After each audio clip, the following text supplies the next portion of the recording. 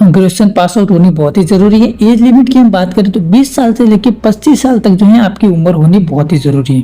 ठीक है, 2/8/1999 से लेके 1/8/2004 के बीच में जो है आपकी डेट ऑफ बर्थ होनी बहुत ही जरूरी है। ना इससे कम होनी चाहिए और ना ही इससे ज्यादा होनी चाहिए। बाकी जो अदर कैटेगरी है जैसे कि SC ST OBC और एक्स सर्विसमैन। हेलो दोस्तों, जय हिंद, नमस्कार। कैसे हो आप सभी लोग? उम्मीद करता हूँ आप सभी लोग अच्छे होंगे, स्वस्थ होंगे। साथियों, जो भी कैंडिडेट हैं हाल ही में उन्होंने ग्रेजुएशन पास की हैं और SSC CPO की तैयारी करना चाहते हैं तो उन सभी के लिए वीडियो बहुत ही शानदार होने वाली, क्योंकि SSC CPO से रिगार्डिंग में सारी डिटेल जो है इसमें बताई गई है कि किस तरीके से आपका एग्जाम पैटर्न रहने वाला है, किस तरीके से आपका फिजिकल रहेगा, सैलरी क्या रहेगी, प्रमोशन आपका किस तरीके से होने वाला है, सारी की डिटेल है A to Z मैंने स्टेप बाय स्टेप दी है। एक बात की मैं प्रॉमिस कर सकता हूँ कि इस वीडियो को आप देखने के बाद SSC CPO की सारी डिटेल आपको इस वीडियो में मिलने वाली है। तो वीडियो को एंड तक जरूर देखिएगा। यदि आप हमारे चैनल पे नए हैं तो चैनल को जरूर सब्सक्राइब कर सकते हैं। ठीक है, चलिए जानते हैं SSC CPO के बारे में। तो सबसे पहले हम जानते हैं पोस्ट डिटेल के बारे में। तो सबसे पहले बताना चाहूंगा, सबसे पहली पोस्ट होती है वो होती है आपकी दिल्ली पुलिस यानी सब इंस्पेक्टर की। उसके बाद आपकी CAPF की आती है, जो सेंट्रल आर्मेड पुलिस फोर्स की आती है, जो हथियारबंद पुलिस फोर्स, जिसमें आपकी BSF, CISF, CRPF, ITBP और SSB है ना।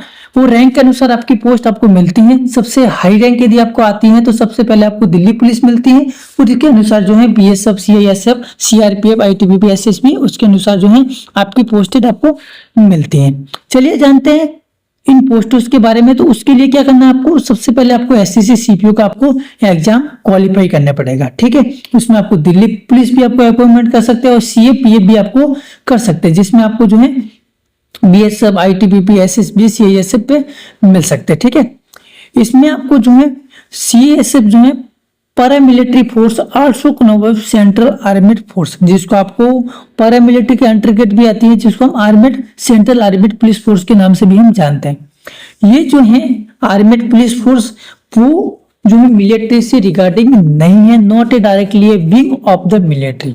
ठीक है, इनका मिलिट्री से कोई संबंध नहीं है दूर दूर से, क्योंकि ये जो है जो CAPF का जो एग्जाम है वो SSC डिक्लेयर कराती है, ना कि मिलिट्री वाला। ठीक है, इस बात का विशेष कर ध्यान रखना है। और ये जो है ये होम मिनिस्टर के अंतर्गत आती है, इस बात का आपको विशेष कर ध्यान रखना है। चलिए जानते हैं इसमें जो CAPF है वो कौन कौन सी पोस्ट आती है। सबसे पहले आती है BSF, जो बॉर्डर सिक्योरिटी फोर्स के नाम से हम जानते हैं। अगली आती है आपकी CRPF, जो सेंट्रल रिजर्व पुलिस फोर्स के नाम से हम जान सकते हैं। ठीक है, तीसरी पोस्ट आती है आपकी ITBP, जो इंडो तिब्बतन पुलिस फोर्स के नाम से आप जान सकते हैं, बॉर्डर फोर्स के नाम से, है ना। SSB आती है चौथी पोस्ट, जिसमें आपकी सीमा सुरक्षा बल बोलते हैं।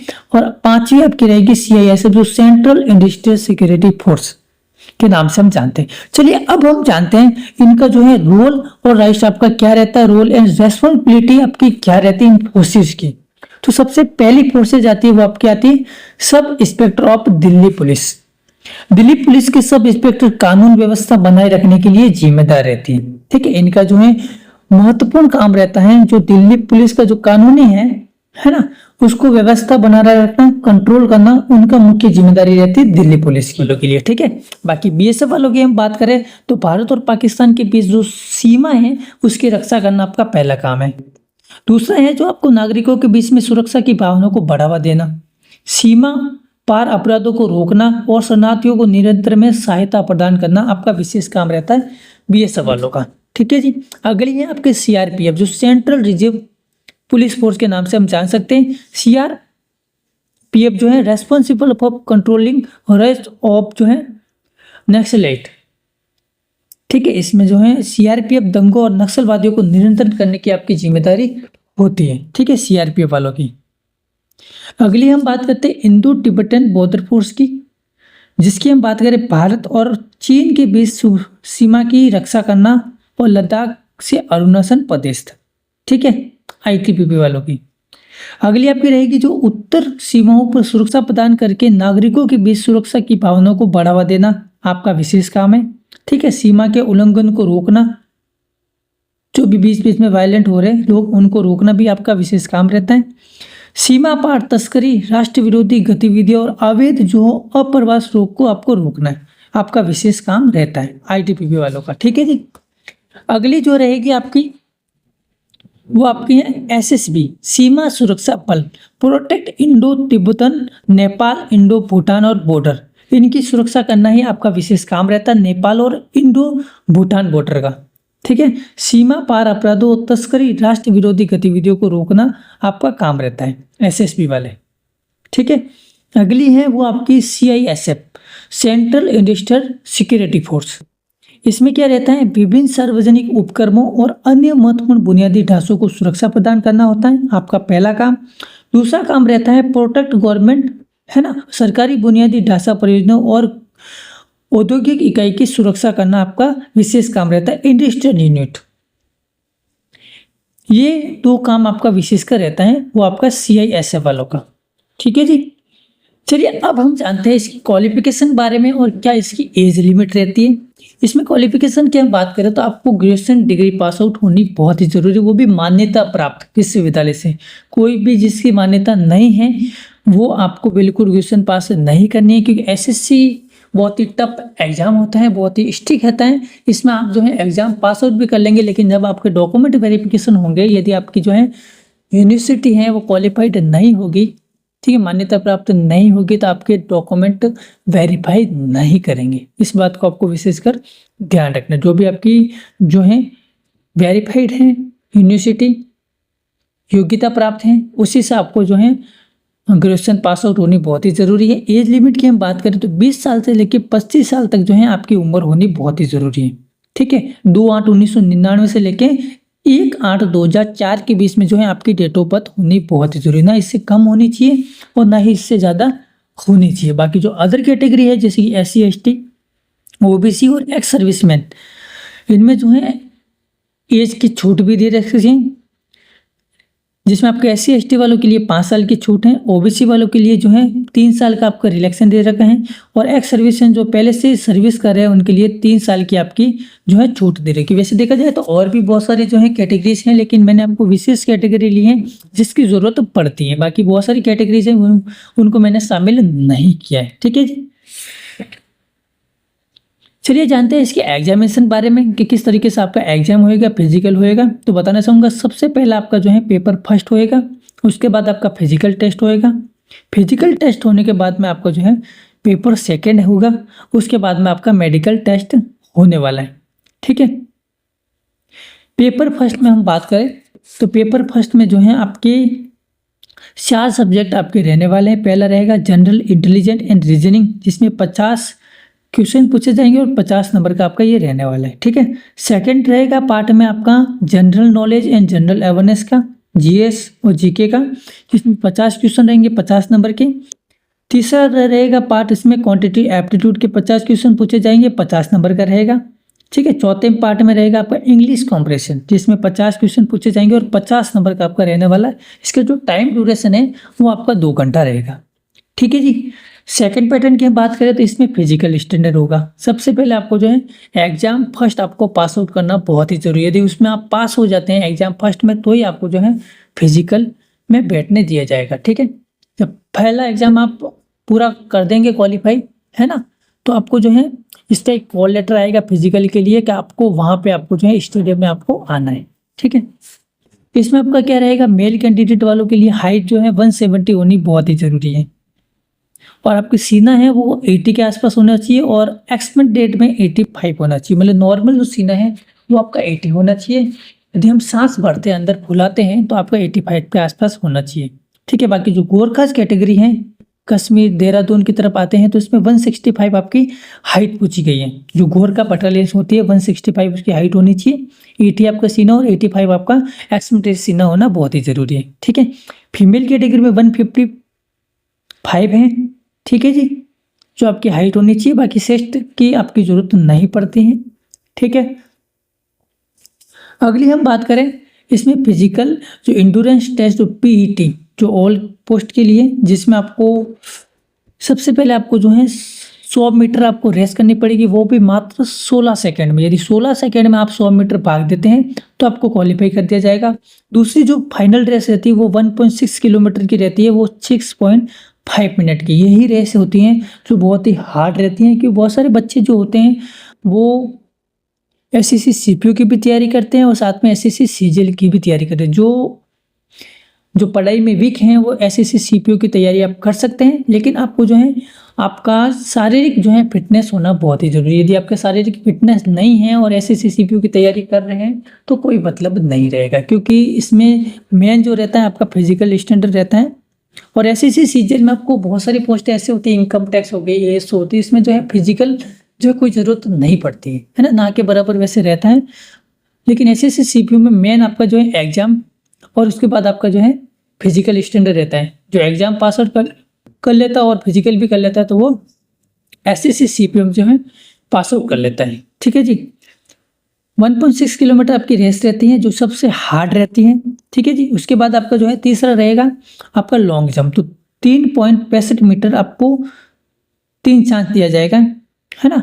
3.65 मीटर आपको जो है लॉन्ग जंप आपको मारना पड़ेगा। हाई जंप रहेगा आपको 1.2 मीटर्स, वो भी 3 चांस दिया जाएगा। और शॉर्ट ऑफ रहेगा 16 एलबीएस, जो आपको 4.5 मीटर आपको जो है फेंकना होता है। जो भी आपको है गोला वगैरह होता है वो आपको फेंकना होता है। 16 एमपीएस। बहुत सारे सोच रहे होंगे तो बहुत सारे आसान है, तो बताना चाहूँगी ये आसान बिल्कुल नहीं है, क्योंकि 100 मीटर रेस होने के बाद तुरंत जो है 15-20 मिनट के बाद ही आपका जो है 1.6 किलोमीटर आपकी रेस हो जाती है। उसके बाद आपका लॉन्ग जंप हो जाता है। सब कंटिन्यू बाई कंटिन्यू होता है, तो इसलिए बहुत सारे बंदे जो है फिजिकल फिटनेस नहीं होते हैं तो वो थक जाते हैं और जो है बीच में डिस्क्वालीफाई उनको कर दिया जाता है। तो विशेषकर आपको जो है जो भी दिल्ली पुलिस में तैयारी कर रहे हैं उनके लिए विशेषकर बताना चाहूँगा, वो फिजिकल की तैयारी बिल्कुल 4 से 5 महीने पहले ही आपको कर देनी चाहिए, क्योंकि बहुत सारे बच्चे जो हैं तो फिजिकल स्टैंडर्ड में ही कट जाते हैं। क्योंकि एग्जाम में तो बहुत सारे लोग होते हैं वो क्वालिफाई कर देते हैं, लेकिन फिजिकल इसका बहुत ही हार्ड होता है, इसलिए पहले आपको फिजिकल तैयारी कर लेनी चाहिए। ठीक है जी। अगली हम बात करते हैं इसमें फीमेल कैटेगरी के लिए। तो फीमेल में थोड़ा सा फर्क है, जैसे 100 मीटर है ना, मेल के लिए 100 मीटर 16 सेकंड में था और फीमेल के लिए 18 सेकंड में। इसी तरह से 1.6 किलोमीटर रेस थी आपकी 6.5 मिनट में। और फीमेल की क्या रहेगी 800 मीटर आपको रेस रहेगी, वो भी 4 मीटर में। लॉन्ग जंप आपका जो है मेल कैटेगरी के लिए था 365 मीटर 3 बार में करना होता है, और इसमें 2.7 मीटर है वो 3 बार में करना होता है।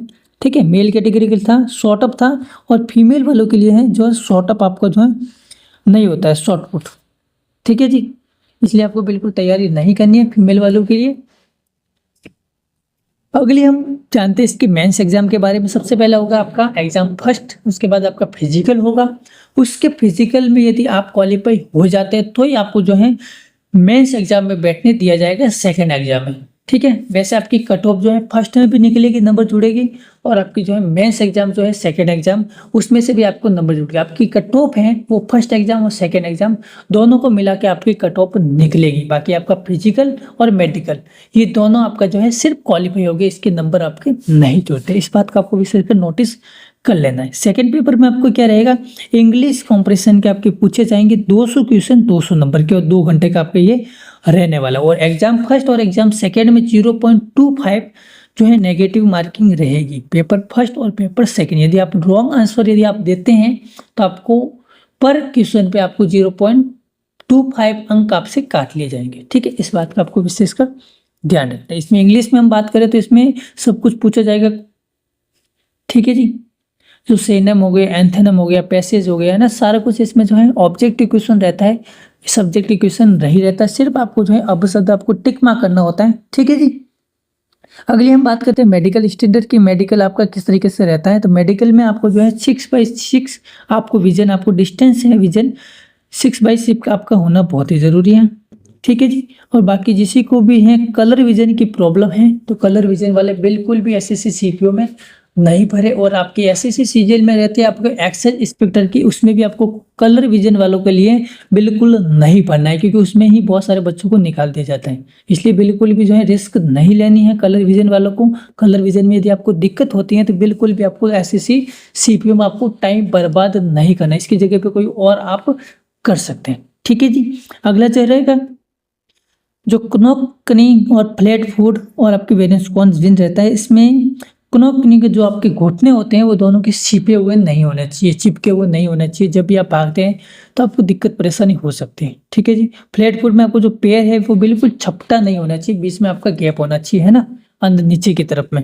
तो इस बात का आपको विशेषकर ध्यान रखना है। यदि ये दिक्कत परेशानी है तो आपको एसएससी सीपीओ में आपको जो है फॉर्म नहीं भरना है। ठीक है जी। चलिए जानते हैं अब टैटू के बारे में। तो बताना चाहूँगा जो पहले के एग्जाम होते थे उसमें टैटू वाले को है एग्जाम में बैठने नहीं दिया जाता था, लेकिन अभी जो है थोड़ा बहुत अपडेट हो चुका है, टैटू वाले भी जो है बैठ सकते हैं।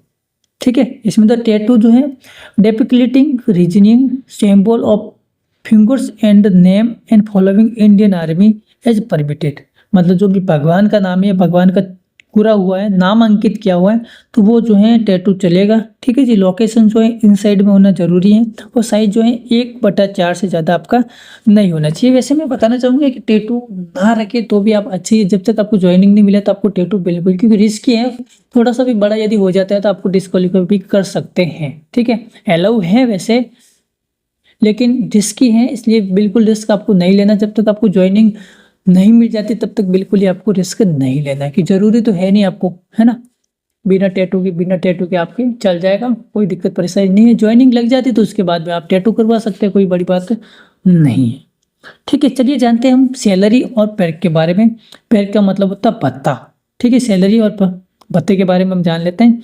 Sub inspector in Delhi police male and female के लिए ग्रुप सी की वैकेंसी है, लेवल 6 की, जिसमें आपको जो है 4200 ग्रेड पे के आसपास में आपको सैलरी मिलती है, जो 35,400 से लेके 1,12,400 तक आपकी सैलरी मिलती है लेवल 6 तक। ठीक है। सैलरी भी बहुत ही अच्छी है। वैसे CAPF में आपकी जो है 4200 के आसपास मिलती है, ये भी ग्रुप बी की वैकेंसी है।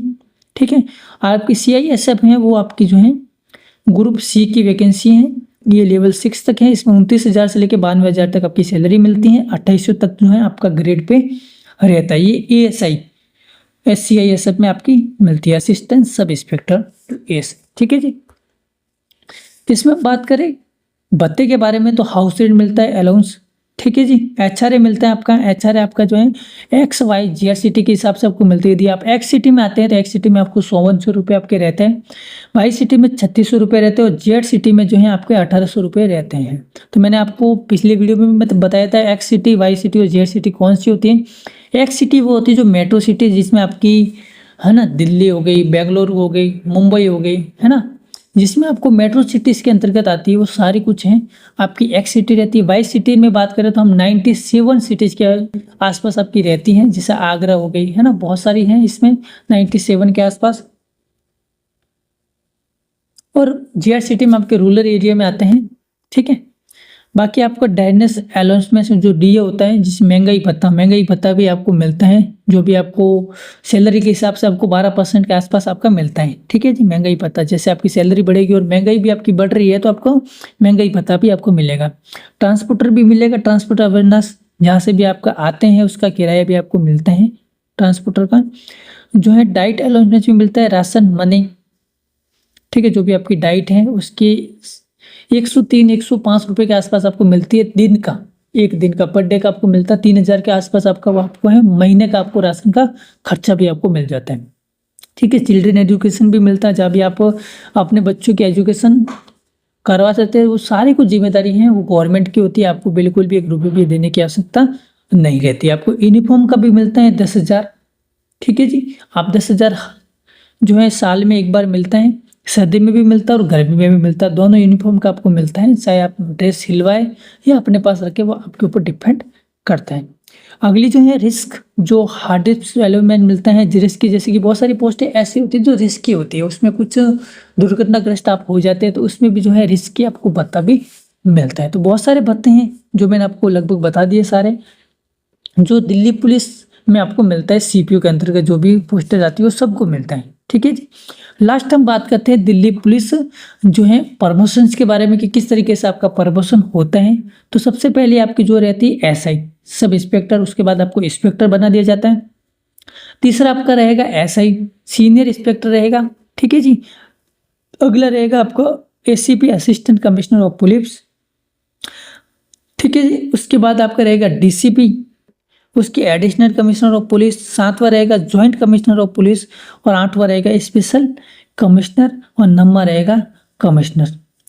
कमिश्नर तक तो बहुत सारे कम ही लोग पहुंच पाते हैं, बाकी 2 हैं। DCP तक तो बहुत ही लोग, ज़्यादातर लोग पहुंच जाते हैं। तो उम्मीद करता हूं आपको ये वीडियो पसंद आ चुका होगा। यदि कोई बात मैंने नहीं कही हो, कोई पॉइंट आपका पीछे रह गया हो, तो वो मुझे कमेंट कर सकते हैं। उसका कमेंट के माध्यम से जो है आपका डाउट मैं क्लियर कर दूंगा। यदि आप वीडियो पे नए हैं तो वीडियो को सब्सक्राइब करें और अपने दोस्तों के साथ शेयर जरूर करिए।